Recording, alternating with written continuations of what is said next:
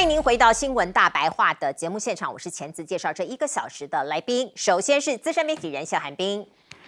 主持人好，大家好，以及退役少将厉正杰将军。钱子好，各位观众大家好。另外是政大国关中心兼任研究员严正生老师。主持人好，各位观众大家好。好，我们来关心伊朗的战局。我们看到最新的发展是，伊朗革命卫队说他们击落了美军的 MQ-9无人机，并且呢，他还公布了一段画面。您看到呢，他在这个击落了这个无人机之后呢，他还驱离了另外一架 RQ-4无人机跟另外一架 F-35的战斗机，并且向他们开火，让他们撤离。所以你可以看到呢，尽管是停战停火的状态，可是这种零星的战斗、零星的交锋还是持续着。伊朗的最高领袖是这么说的，他说：“美国去死，这是他们永久的口号。”伊朗跟盟友已经获得了决定性的胜利，而另外我们看到事实是，德国的拉姆斯泰因空军基地的卫星影像说，好多架、数十架的美军的空中的运输机、加油机等等的都部署在这个基地哦，这是要干什么呢？另外呢，我们看到阿曼湾的上空一样也被侦测到很多的加油机啦，还有包括运输机在这个地方做活动，所以呢，停战或是协议成功这件事情过去大概10多天，我们都在谈论，可是现在还是莫衷一是。那川普是不是被伊朗给耍了呢？波顿大家可能对他蛮熟悉的他是川普第1任国安顾问，他就说其实伊朗已经看破了川普的手脚。因为川普希望这个协议来宣告大胜利呀，然后呢，把这个汽油的价格给压低，所以他们就是利用他知道川普想要这个，然后就吊他的胃口，耍他，拖延时间这对伊朗来说非常有利。那另外我们看到一个最新的消息是，川普点名了中东6国，包括沙烏地阿拉伯、卡达、巴基斯坦、土耳其、埃及、约旦这些国家加入亚伯拉罕协议。可是呢，我们看到有1个国家拒绝，那另外5国已读不回。我们看到巴基斯坦是已经拒绝了，其他的国家看了，可是完全都没有回复。所以我们看到这个是不是意思是伊朗的这个最高领导人就这样讲，他说中东各国已经不再充当美国军事基地的盾牌了所以有一些微妙的变化。那另外我们看到川普呢非常罕见在大卫营召开内阁会议，因为现在天气很差那华盛顿 DC 这个特区这个部分呢连日暴雨所以只好改在室内。那是不是连老天爷都不帮他了呢？另外我们看到包括联合国有这个各种的出手有人揣测，包括您看到这个现场是王毅佩戴红色的领带在这里。他带领他主持这个安理会的高层会议，那包括联合国秘书长、巴基斯坦外长等等都过来跟他握手，并且来这个交谈。那王毅也说，当前的局势的关键是美伊谈判，我们支持巴基斯坦等国的积极斡旋，也支持美伊各自的努力冰冻3尺非一日之寒，希望赶快把这件事情给完成，给调停。那另外呢，大家都知道浓缩铀是伊朗非常注重的一件事情，是不是要送出去？送到哪里呢？现在有个说法说送到北京吗？我们看到这个是阿拉伯卫星电视台在 MOFA 中国大陆北京这个外交部的这个记者会上问了这一题。那毛宁的回应是这样，他说我们一贯支持透过对话谈判和平解决伊朗的核问题，他并没有说 yes or no 所以外界也留下了一些想象的空间。来，我们先请教彬哥。这个现在穆吉塔巴其实前一阵子本来被人家讲说他们找不到人，连这个伊朗政府都没有办法联系上他，然后现在突然之间冒出来，那冒出来就在这个美伊谈判最关键的时刻，他突然又讲出这么激烈的口号，美国去死跟以色列去死是永远的口号。那看起来这个谈判就谈不下去了吗？其实也未必，因为照理来说啦，伊朗如果真的这么如此的强硬，那前2天美国突然之间去攻击伊朗南部，然后造成他损失，那伊朗应该就立刻关闭谈判的窗口，大家重新开始对战。可是你看，伊朗并没有停下来，所以表示伊朗还是愿意谈判。那谈判显然伊朗至少认为现阶段用谈判的方式对伊朗绝对不是不利，完全不利，还是有利的。那美国想不想谈判？美国当然想谈判，想要靠谈判赶快结束这场战争，让川普可以把脚伸出这个泥淖。但是问题，这个谈判到底要怎么谈？你说波顿现在跳出来讲，然后讲了，我就觉得波顿最好少讲点话，因为波顿讲的越多，川普越不想听。你讲了，大家川普就跟你反着来。但是波顿其实点出一个事实，也就是现在看起来时间是站在伊朗这一边的，也就是伊朗有点以逸待劳。你美国这个远征万里，然后来到我的家门口，然后在这边跟我对峙。那伊朗虽然情况不好，但是我还可以撑一段时间。那看你美军能不能撑。所以他看准了川普想要谈判的这个想法，所以就不断的在跟这个川普在那边周旋。那川普当然也不傻，所以川普就想说，那干脆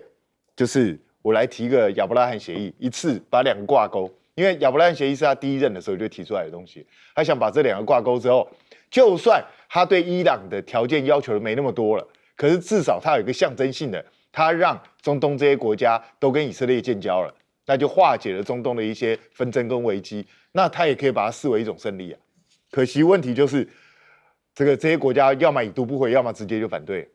他甚至还说希望伊朗也参加，这个听起来是更不可能的事情。所以我觉得川普的这一招看起来到最后并没有办法去得逞。那怎么解决这个问题呢？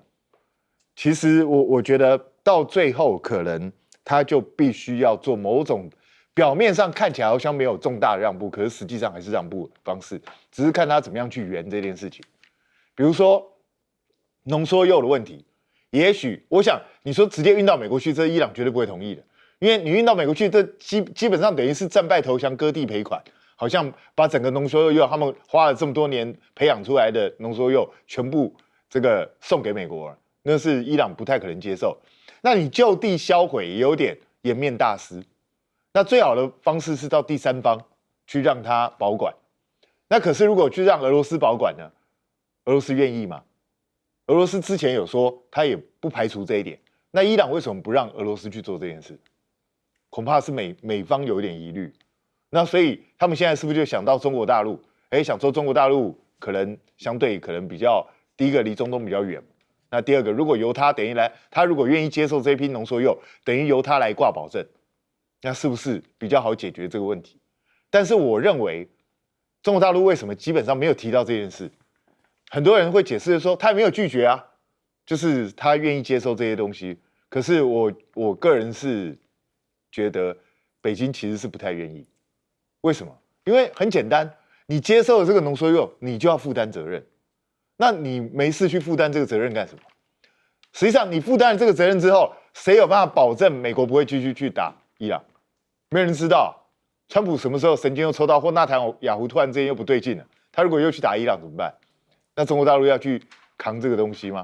所以我觉得表面上中国大陆好像是不置可否，实际上他应该骨子里是不愿意。所以我个人觉得这个僵局恐怕单纯靠这个方式不是那么容易解开。来请教颜志升老师。我想这个川普也很奇怪，对你的第一任的成就啊，亚伯拉罕协议确实是啊，我们看到摩洛哥，看到这个巴林，还有这个 UAE 这个阿拉伯联合大公国都跟以色列建交，结果你现在要求巴勒斯坦，巴勒斯坦被以色列打烂掉了，你现在要他参与这个经济恢复建交，我觉得简直是不太可能。这第一个，第二个就是，你要求这个埃及跟土耳其、约旦，他们本来就是跟以色列有邦交的，你到底在想什么？你都没有搞清楚，这三个国家是算是中东地区对以色列算是比较友善的国家了，那已经是跟以色列有邦交关系的。外交关系的，你为什么要讲这个话？要来，所以我觉得川普，最近因为马总统的事情，人家说川普其实也有这个问题，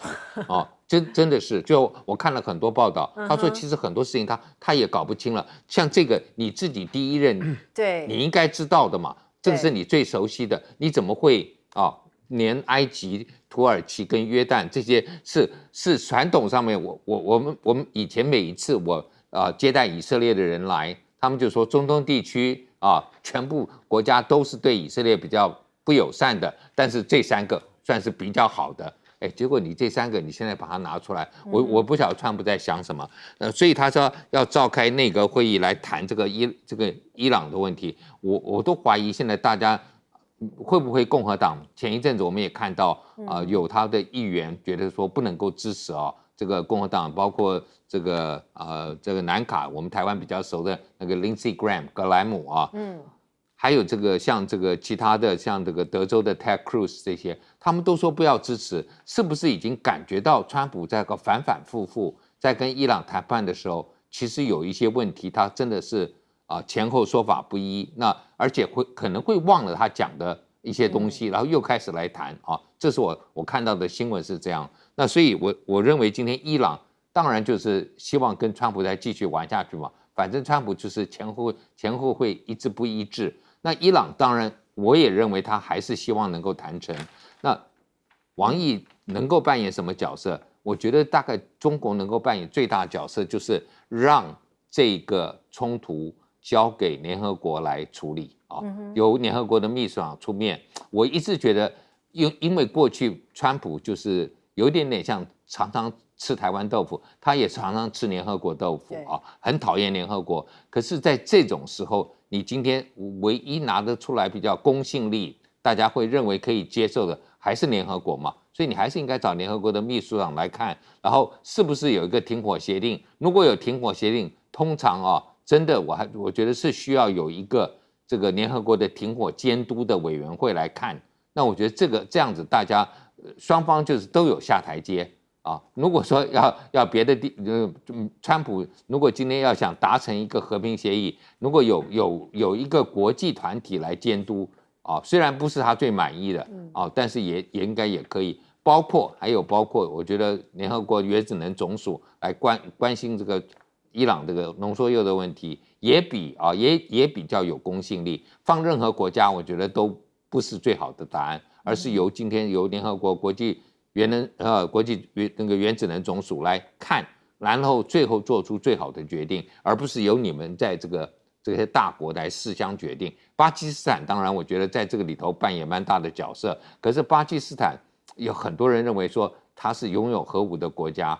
可能在这个议题上面不够中立，因为拥有核武国家，虽然我们说巴基斯坦可能还跟伊朗还算是关系不错的，可是当他自己有的，我们看到所有的核武国家都不希望别的国家再有，那在这样子情况之下，还是请联合国来做，我觉得会更合适一些那至于说会不会送到北京，我觉得真的是谭兵讲的，大陆在做这个外交，我整个过去看，包括从乌克兰开始到这个巴勒斯坦，到这个加沙，然后到现在的伊朗，他就是不犯错，不积极去投入，然后呢，让大家觉得有需要，他在做一些回应，这个是他保持中立、保持他的高度的一个方式。如果他今天像川普一样，没事就想讲话，没事讲话，那他已经失去公信力了。所以我觉得他不会这么做。对，没错。来，将军怎么看？为什么美伊现在谈判陷于拉锯？很明显的，第一个就是伊朗看破川普的手脚。他知道川普后面包袱很大，这个短板很多比如说川普现在可能自己要面临的他的其中选举，比如他面临的是国内通膨，汽油价格高涨，还有海湾周边国家对他不见得能够让他继续这个支援他来打这场战争，这是川普第一个看破手脚。那第二个原因，我认为就是伊朗在战场上面他没有陷于劣势，甚至于他还略占优势。他占的优势不是说是这个在军事上面这个具优势，而他是在地理上面具了绝对的优势。我们从现在看起来，这我们都认为说是伊朗。以跟美军来比较来讲的话，它可以说是完全没有制空作战的能力。我们看到伊朗自己本身没有战机，它的战机只有老旧的 U-04 战机 F-4那款 U-04 战机，然后它也没有长程的地空导弹只有靠短程的监测型的导弹。但是伊朗却可以在这场战争之中，我们之前看到它总共在上个礼拜的报道击落了42架的美军的战机，其中包括24架 MQ 这个9无人机包括到7架的这 KC-135加油机。那这2个代表什么意义呢？第一个，我们看到今天又击落1架的 MQ-9的话，那很明显的是这个第25架已经被击落了，然后证明伊朗来讲的话，它虽然说没有防空武器，但是它一样可以有制空作战的能力。第二个，我们看到美军在这次来讲的话，为什么大量部署的这个加油机，我们看到都是加油机，都是运输机，或者是说这个C-132运输机、C-17运输机，还有 KC-135这个加油机为什么都是这个后勤支援的？这个运输机在这个地方部署在这个地方，代表美军打这场仗是非常辛苦的，因为他从美国本土这个要用长程的运输，再经过欧洲，才能够到达伊朗的上空来支援他的作战。因为如果说你没有加油机，那代表你这个制空时间你就会缩短嘛，你到了你作战地区可能停个2分钟，你就没有必须要回来，所以不断的必须要实施空中加油。但是之前我们看到第二种被击落最多的，反而就是这个就是加油机被击落最多啊。那从这个运输机跟加油机的数量，我们知道美军在后勤方面是吃了很大的亏，因为他必须从美国本土将这些飞机这个将战略的物资包括到油料弹药包括到战机所要携带的各种武器甚至于官兵所要食用的粮食都要送过去。那所以它运输这个我们看出来，它运输对它来讲是非常庞大一个负担在这种状况下，美军还可不可以打得下去，实在值得我们怀疑。那尤其是说，美国现在很明显的，它如果说我们也看到，包括美军在这原来有部署一艘全斯号的2栖攻击舰，现在都已经撤走了。那现在很明显的，伊朗要把美军这个拖在这个地方，所以川普不是说你想打你就贸然去打。你想走你就想走，我觉得现在很明显看得出来，有2个国家最起码不让你美军走，继续拖你在这个地方。第一个就是以色列，以色列来讲，现在拖住你美国，他继续去打黎巴嫩真主党，让这场战事陷于焦灼，不让你美国离开。第二个反而就是伊朗不让你美国走。那如果说我拖你在这个时间越久，时间上面我们很明显看出来是对这个伊朗是有利，对川普是不利的。你在这个地方陷入泥淖之中更久，我觉得对伊朗在后续的谈判之中，他可能会取得更有利的一个谈判结果。是这一场战争呢，其实也让很多人在观察新式的武器，甚至是侦察的能力可以到什么样的地步。我们先来看看呢，这个美军的 F-15其实有很大的损失。那外界或者是伊朗美国这边就会来讨论电战是不是有什么样的罩门所以中国大陆这边呢，他们开始在发展 AI 加无线电波的革命性的超前部署。那我们来看看呢，包括这个中国电科，这是中国电波传播研究所，他们说 AI 驱动的新型脉冲交错的波形，在于混淆敌方的干扰机那能够在没有卫星中继续的情况下，建立超过5000公里的无线链所以你看到像智慧波束成型系统还有利用深度增强式学习的技术他们都在这个微妙的调整这一些包括把能量精确的导向接收器来避免干扰或者是敌方的侦测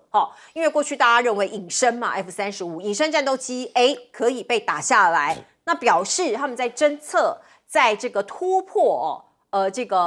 对方的一个侦测的这个方向可能有一些更进一步的一个 upgrade。那另外我们再来看看呢，这个趁着打仗的时候呢，收你很多的钱，这是 SpaceX， 它大涨星链的服务费耶，而且达到5倍这个是一个最新的报道，是说传出美军在对伊朗军事行动中使用星链嘛，因为它必须要有一个导航那这个成本呢，从过去的1万到5.5万那所以呢，现在他把每个月的这个服务费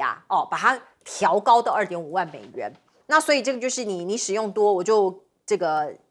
收你的钱多一点点。那另外我们再来看看川普他是不是拿北约开刀呢？因为现在有一个消息是来自于德国的媒体《明镜周刊》，他说美国计划大幅度的削减在战时可以提供北约盟友的军事资源，包括轰炸机、战斗机、军舰、无人机那6月份下个月就会公布了，所以包括核潜舰是不是不再支援欧洲的防线了呢？现在这个欧盟跟美国之间其实也有很多这个，包括北约跟美国之间也有很多的这个矛盾。那另外我们看董军，他连续2年要缺席香格里拉对话吗？现在有一个报道是来自于彭博社，他说可能连续2年他都不会出现。如果真的董军不出席香格里拉对话的话，是不是代表北京正刻意跟西方主导的军事论坛保持距离？而且呢，他们可能会力推香山论坛，取而代之这个因为毕竟这个香格里拉论坛看起来过去这个是西方主导的比较多嘛。那另外我们再来看看呢，中日其实还是很敏感包括你看到日本的防卫省，他在5月22号的时候公布说，在冲绳县九米岛西南，他们发现了中国海军075型2栖攻击舰安徽号的踪迹你看到他们的这个图都已经公布了，还有054A 型的飞弹护卫舰安阳号向东南来航行，所以他们一直不断的在侦查这个中国大陆包括他们的一些海上的一些区域活动。那是不是突破第一岛链这件事情他们也不断的透过媒体透过日本防卫省公布的一些讯息。那另外呢，我们再来看看包括QUAD 的外长会议现在落幕了，美日印澳宣布有4项合作可是日本外相茂木敏充说是有一句话是在呛大陆的，他说成员国一致同意强烈反对以武力单方面改变现状的企图。那外界是这样解读，说是针对中国。那军事在日本看起来他们想把他们的一些武器卖给外国，或者是想要把他们的这个军事的产业链给做起来。可是呢，外媒有做了一件这个报道，他说这个包括中国的 J16 挂8枚的 PL15 会让美日欧恐慌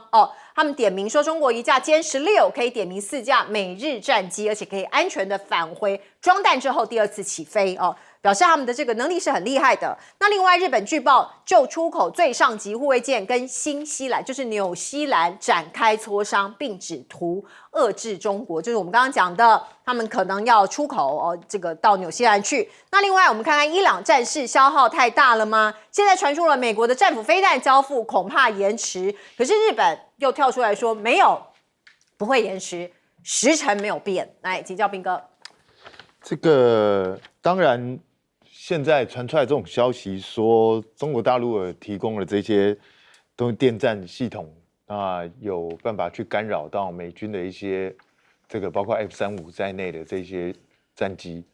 但是问题是，这个传闻毕竟只是传闻，它实战的证实目前我们看不太出来。因为如果真的如这个报道所说的话，那美军应该不敢随随便便派飞机到伊朗上空，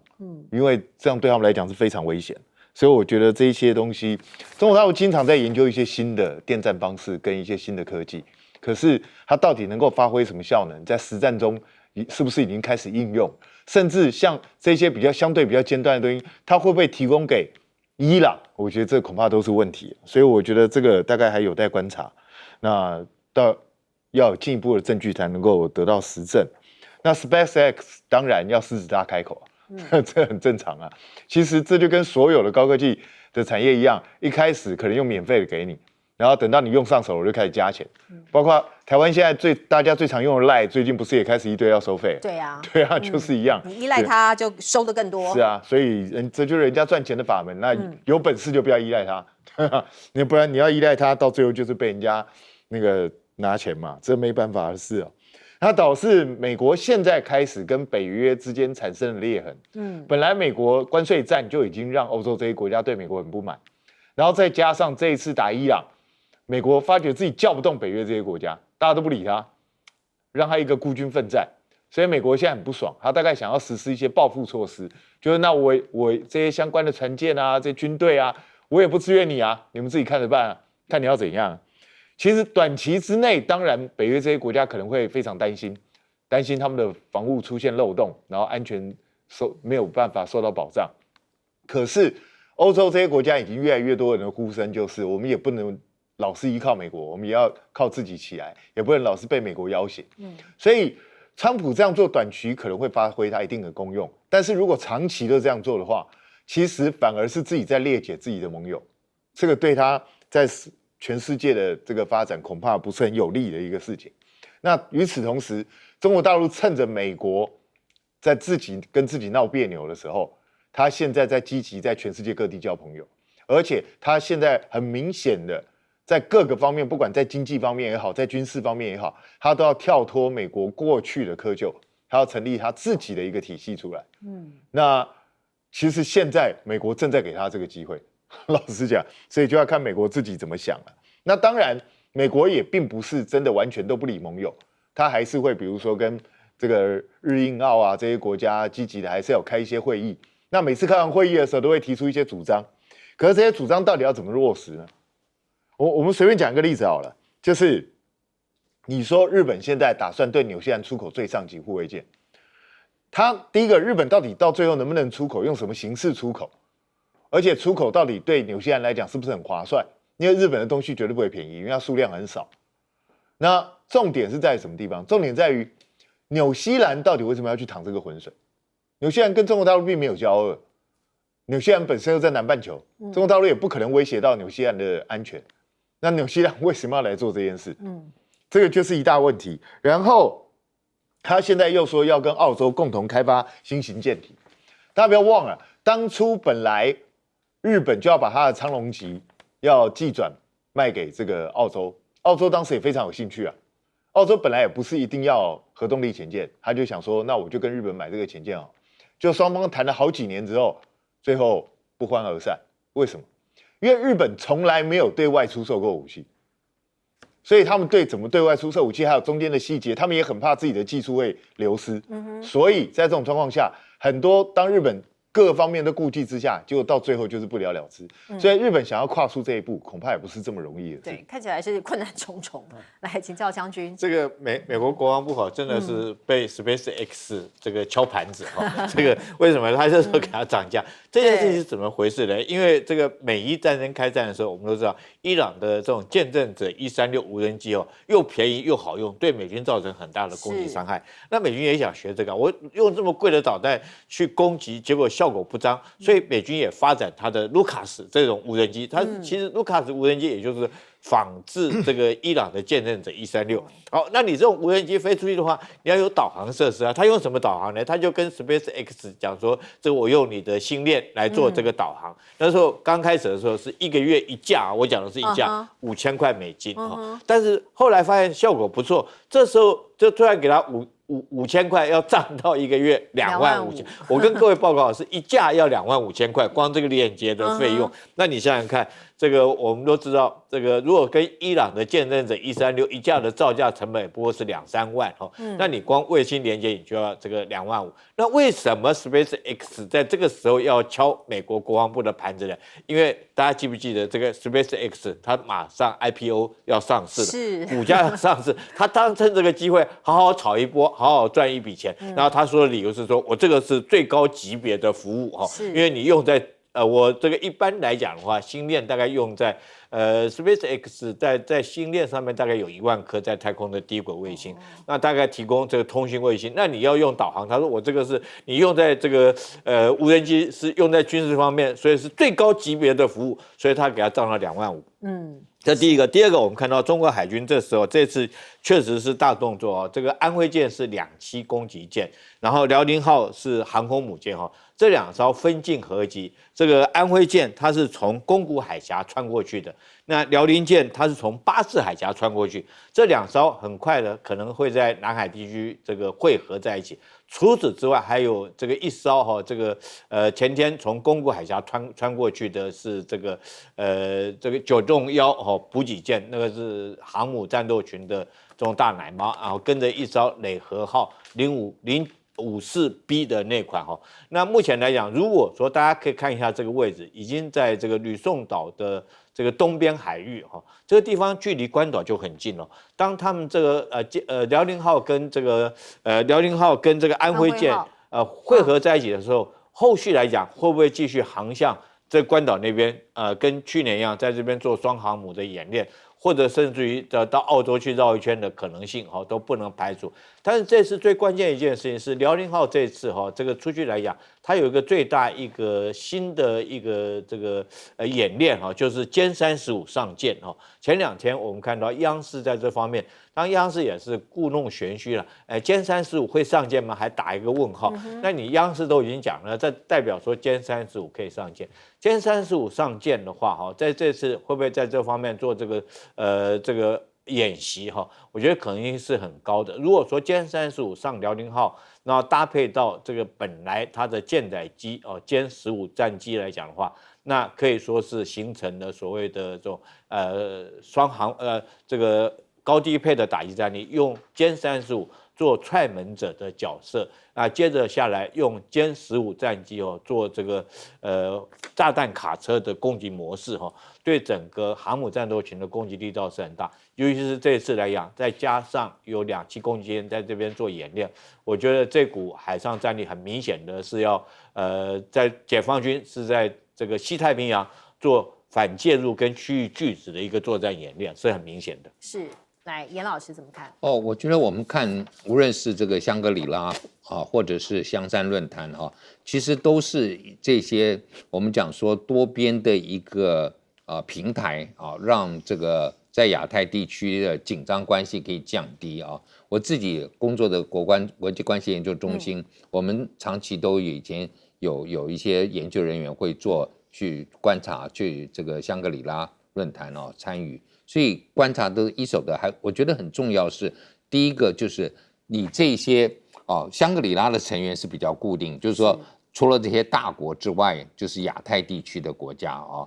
大部分就是从 APEC 开始那个基础，然后再加上那些没有进入到 APEC 的，比如说像缅甸这些国家，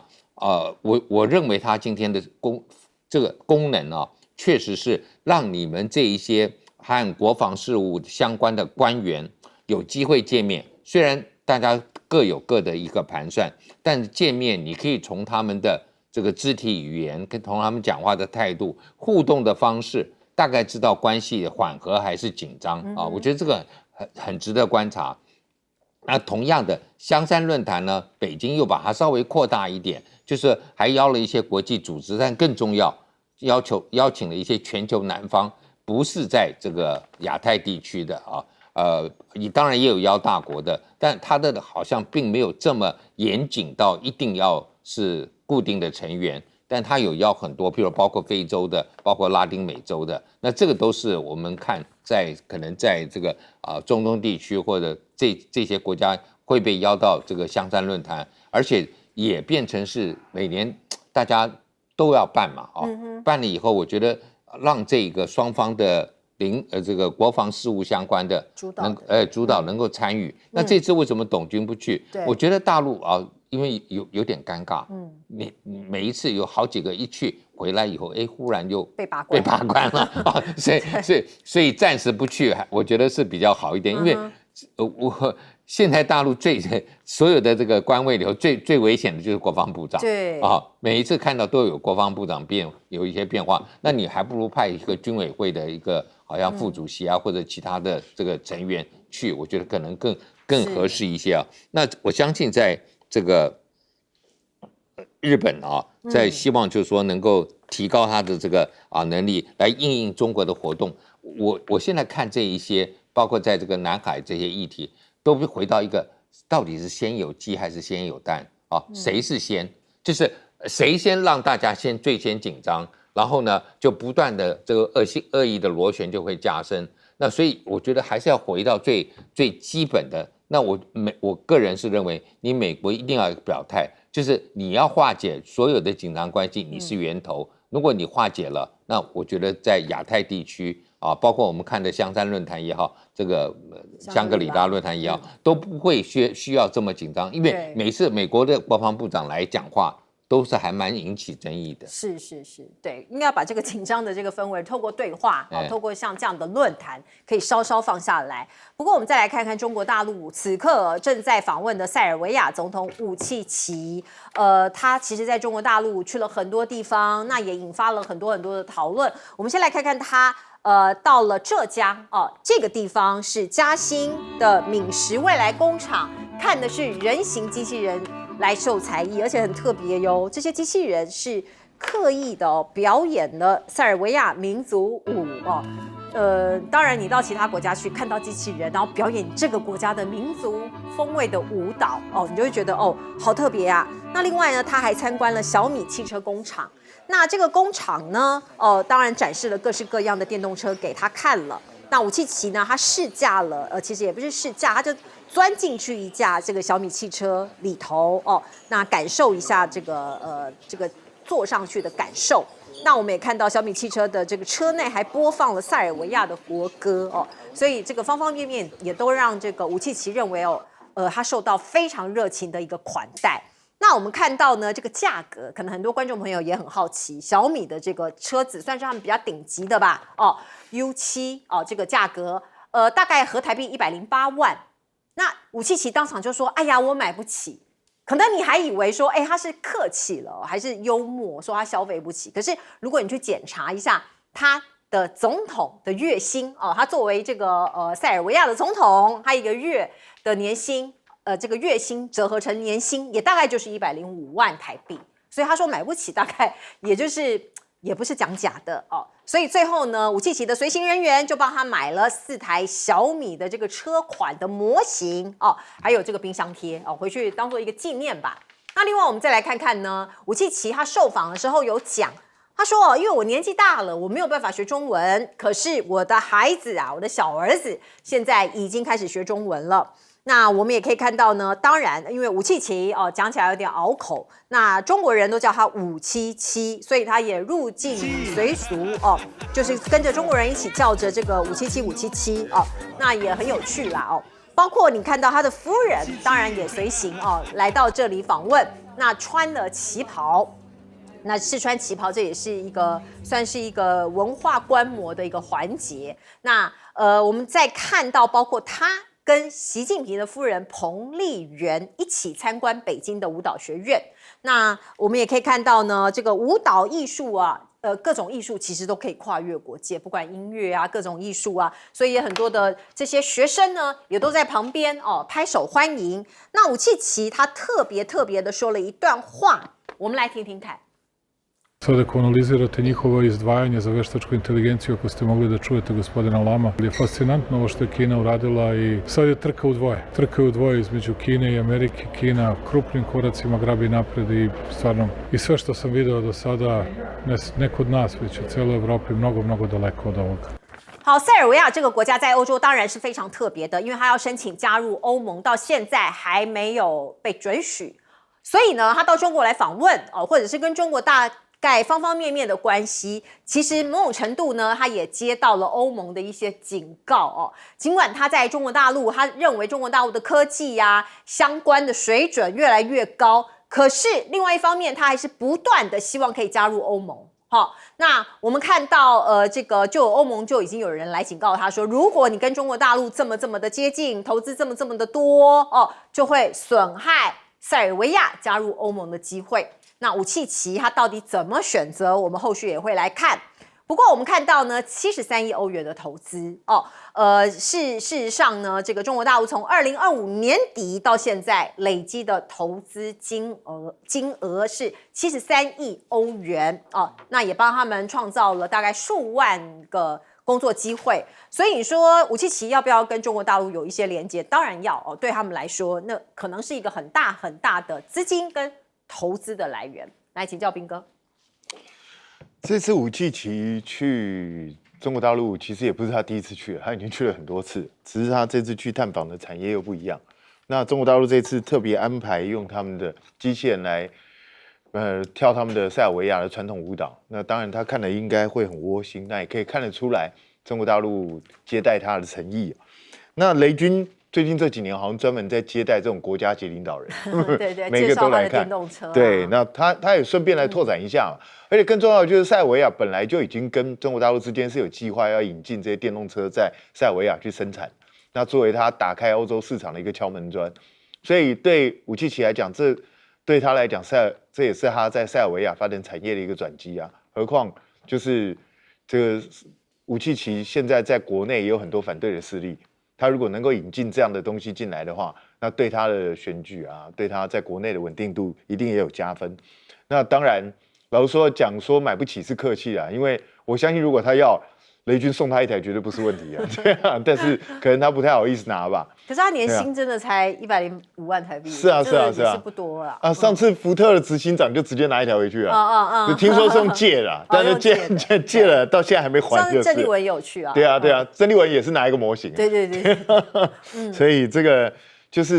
是做一个场面嘛。那当然。我相信他看了之后，还是会去思考要怎么样进一步跟中国大陆之间深化合作。那当然，你看他说他的小儿子在学中文，那实际上类似的事情有一个人也干过，大家记不记得？这个人叫川普。哦，对他孙女。对，习近平那时候去美国访问的时候，还叫川普的孙女还念唐诗给他听，还唱茉莉花。对啊，所以。其实你看，外国人是很会安排这一种桥段的，就是故意这样子。当我想要笼络你的时候，我就会积极去做这些事情哦。那但是，我觉得不管怎么样，这当然显示两国之间的交易蛮深的。可是中国大陆显然是想要利用塞尔维亚去想尽办法强化它的一带一路，然后更强化它对欧洲的触角。那可是塞尔维亚现在面临到的状况，也就是它一直被欧洲边缘化。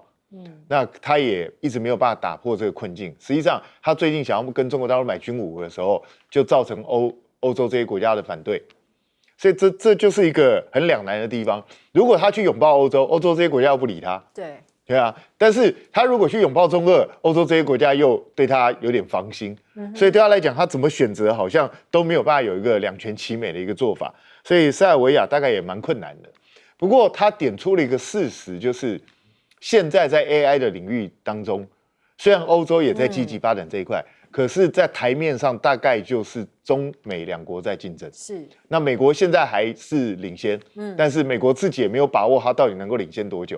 因为在相关领域的论文的数量来讲的话，已经是中国大陆比它多很多了。那只是在整体的产业的成就上，目前美国还是领先的。那美国说真的，他也很担心这个领域它到底能够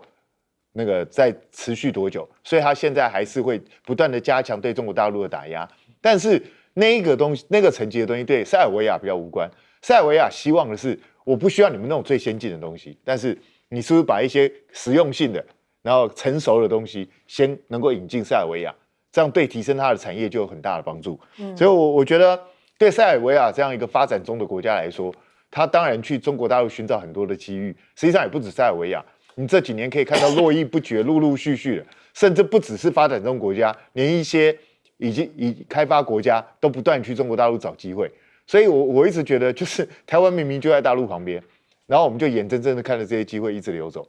这真的是一个对的策略吗？大家要好好想一想。好，我们进一下广告。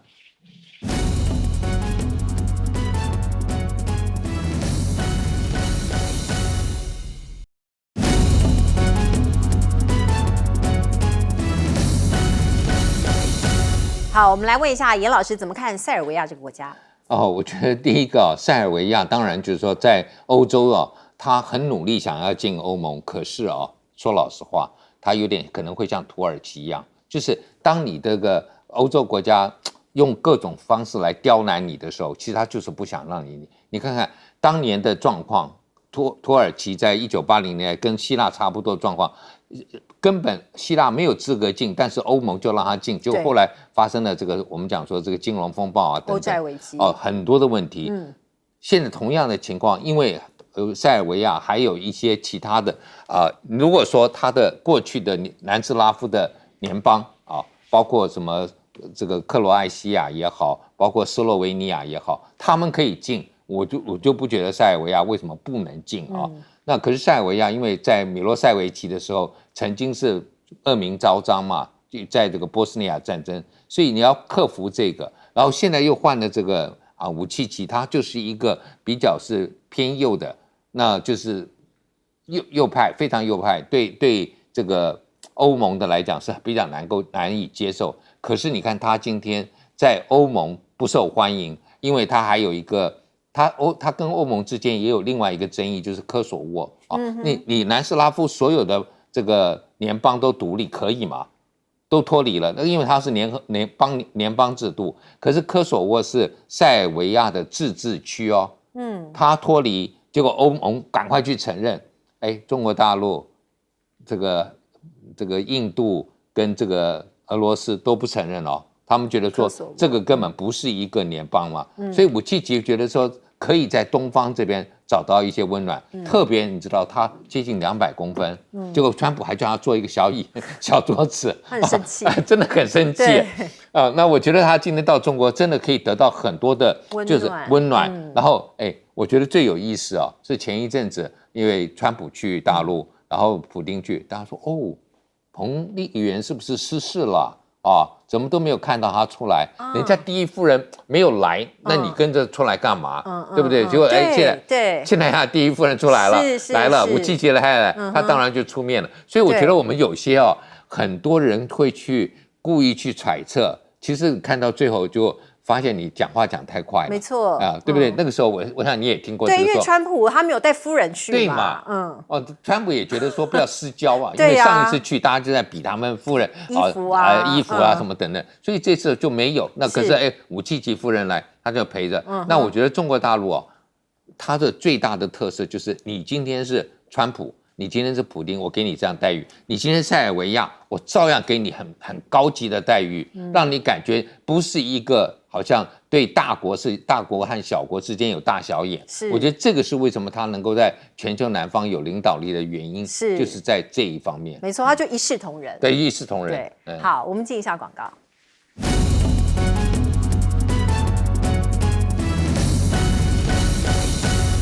我也是小学。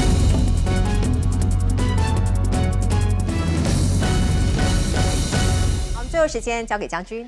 武契奇的夫人试穿旗袍，我印象中马斯克这次跟着川普到北京去的时候，他牵着他那个最小那个儿子，也是穿了个唐装代表中华的文化在国外来讲，事实上是受到欢迎的。那武契奇这次来讲，他说他很遗憾，他这个没有从年轻的时候没有学中文，现在来学已经来不及了。但是他小儿子现在开始学中文，我觉得学中文这件事情是非常重要的，因为中国强大以后，你如果说要跟中国这个做生意来讲的话，最好沟通的语言就是用中文。那中文的用语来讲，有很多的含义在里面如果说你更懂得诗词那更容易跟中国人这个把感情会更好。那这次我看到武契奇做这个小米汽车，我特别要说一下小米汽车它这次试做的是这个标准版标准版来的，它讲的售价是这个合人民币大概是23万。那武契奇合理来讲，他说他这个年薪大概22万人民币，我讲的都是人民币，说他买不起，这确实是如此那我这边讲一个数据，你知道这个塞尔维亚它的 GDP 人均所得是多少吗？大概只有1.6万美金但是它北边那个匈牙利国家来讲的话，它的 GDP 人均所得就已经到2.8万，可以说遥遥领先。那当然，就塞尔维亚来讲，虽然说两个国家只有一线之隔，可是人均差到这么多那当然塞尔维亚这次来访问，他希望从中能够得到很多中国的，包括到金援或者是帮助来振兴它的产业。匈牙利之所以能够人均所得到达2.8元，主要就是2.8万美元，主要就是中国在那边投资了电池等等这些厂在那边设厂。那当然，武契奇也看到，所以这次他到中国来，我们看到他去参观这个机器人的工厂，他是不是希望说是中国将来在这个塞尔维亚也能够投资机器人的工厂，甚至于 AI 产业，甚至于能源产业，来帮助他振兴他自己国家的经济产业我觉得这是武契奇的这种这个目标在这个地方。